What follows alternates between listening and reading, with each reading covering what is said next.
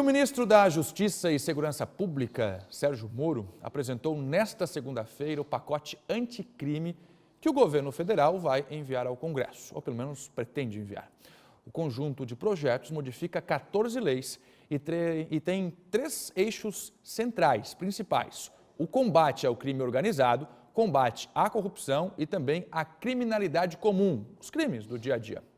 O pacote anticrime modifica os códigos penal, processual e eleitoral e também as leis de execução penal e de crimes hediondos. Hoje a gente conversou com o responsável pela segurança pública aqui de Santa Catarina, Coronel Araújo Gomes. Inclusive, todo o conselho que comanda a segurança pública do estado participou do anúncio do pacote em Brasília. O Conselho de Segurança Pública Catarinense acompanhou o anúncio de Sérgio Moro.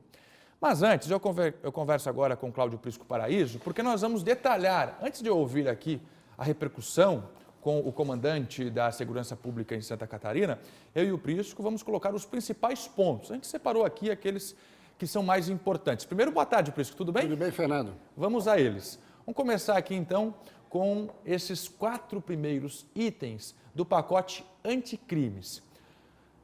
Criminalização do Caixa 2 e criação do informante do bem. Esse é um dos principais pontos, justamente apresentado por Sérgio Moro. Qual é a intenção disso? O informante do bem, já o Prisco comenta comigo, dar um benefício ao servidor público que fornecer à polícia a informação da irregularidade, do dinheiro que está sendo desviado, e esse benefício pode chegar até 5% do valor recuperado. E o informante, esse informante do bem, não tem o nome divulgado. Vamos lá para o segundo. Prisão após segunda instância e também... Não, volta no primeiro telão, estou falando do segundo tópico. Isso. Vamos lá. Prisão após a segunda instância e em primeira instância para alguns.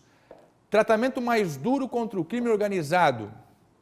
E por fim, nesse primeiro telão, penas mais duras e rigor nos presídios. Prisco, o que você acha desses primeiros pontos?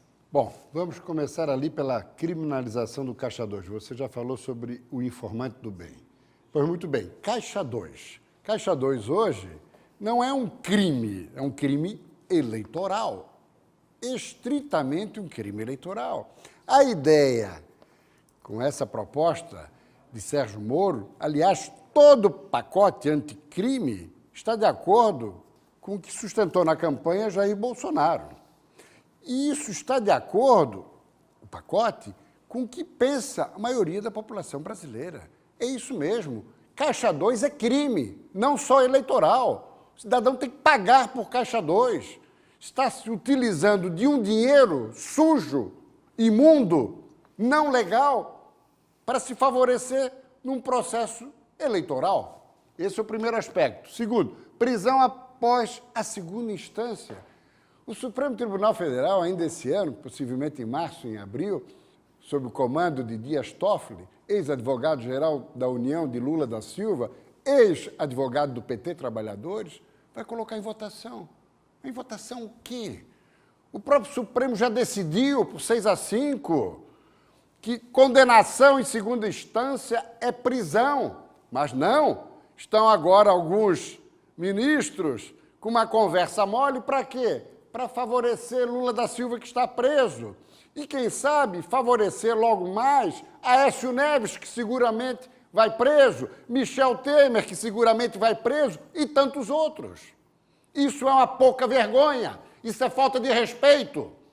Então, o Congresso tem que aprovar isso para que o Supremo cumpra a lei, já que esse Supremo, parte dele, alguns ministros, querem fazer jogo político. Vamos ao terceiro item, tratamento mais duro contra o crime organizado. O que se acompanha hoje no Brasil, principalmente nos últimos anos, é a defesa da bandidagem. Os direitos humanos é para os bandidos, não é para as vítimas e nem para as famílias das vítimas. Não. Morreu a vereadora Marielle Franco. Tem que se investigar? Tem que se apurar? Sim. Com todo rigor? Sim. Porque não é apenas os traficantes que precisam ser combatidos, as milícias também. Os dois segmentos com rigor. Agora, não é possível que se matem 100, 200 policiais militares e nada se faz, policiais civis, e não, tem problema. Como? O Estado brasileiro, nos últimos anos, se acostumou a ser omisso ou enfraquecer a força da segurança e fazer o jogo da bandidagem. Isso precisa ser revertido. A força da segurança precisa ser prestigiada, e não a bandidagem, e não ao tráfico de influência, e não ao tráfico de droga, e não à corrupção. É uma inversão de valores que a sociedade brasileira não aceita mais. E, por último, penas mais duras e mais rigorosas. Nos presídios, um desses governos que aqui passaram, criaram a Bolsa Prisão. É isso mesmo.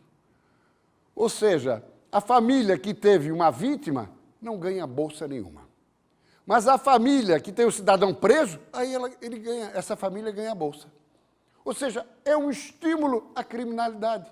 E essa bolsa, só para registrar, Fernando, o valor dela é maior do que o salário mínimo do trabalhador que trabalha. Esse ganha menos do que a família do bandido que matou alguém e está presa. Pois é. Esse último tópico aqui, por isso que fala também de aumentar a pena para casos graves. Se usa arma de fogo, aumenta em 50% e muda também a progressão do regime do fechado para o semiaberto, dificulta mais essa situação e também a saidinha temporária. Exatamente, isso é fundamental. Nessas saídas temporárias acontecem muitos crimes e tem que haver mais rigor. Essa progressão aí favorece o bandido contra a sociedade. Vamos ver o que disse, então, o comandante da Polícia Militar de Santa Catarina, Coronel Araújo Gomes, principalmente com relação a esses primeiros tópicos. Também há restrições à liberação de presos multirreincidentes ligados a organizações criminosas, o que reduz esse prende-solta, essa reincidência de curto prazo que é tão danosa para a segurança pública. E, por último, a gente destaca a mudança de diversas regras de cumprimento de penas. O cumprimento iniciando pelo regime fechado nos crimes mais graves, como os hediondos e o de crime organizado, a proibição de saídas temporárias em alguns desses crimes e de saídas temporárias enquanto um integrante de organização criminosa mantiver o vínculo com a sua facção, são alguns exemplos de alterações que, se levadas ao Congresso e aprovadas, com certeza ajudam a polícia, as forças policiais, ao Judiciário e ao Ministério Público a combater com maior eficácia esses crimes. 12h35, SBT Meio-Dia repercutindo o pacotão de medidas contra o crime anunciado por Sérgio Moro. Vamos aos próximos tópicos aqui. Excludente de ilicitude e culpa negociada. Um dos principais pontos, promessa de campanha de Jair Bolsonaro, é o seguinte: quando existe conflito com armas de fogo, que o policial ferir ou matar o criminoso, o suspeito, a lei estaria mais favorável ao policial. Isso também se aplicaria caso um cidadão comum atirasse em alguém em legítima defesa. O fato é colocar isso para legítima defesa. Está correto. Muito bem. Seguimos aqui com o Banco Nacional de Armas de Fogo e de DNA, que seria o registro de tudo, da bala, da arma, do envelope que leva a arma, e inclusive da digital do dono da arma e do cidadão comum em geral, com inclusive as impressões da íris e até mesmo exame de DNA. Isso é fundamental porque, além do aspecto da inteligência, dá mais celeridade aos processos. E facilita muito na investigação, identificação e tudo mais. Exatamente. E, por fim, Prisco, o combate unificado ao crime, que é juntar todas as forças da segurança pública. Aí se fala em Polícia Federal, se fala na Polícia Civil dos Estados, se fala na Força Nacional, né?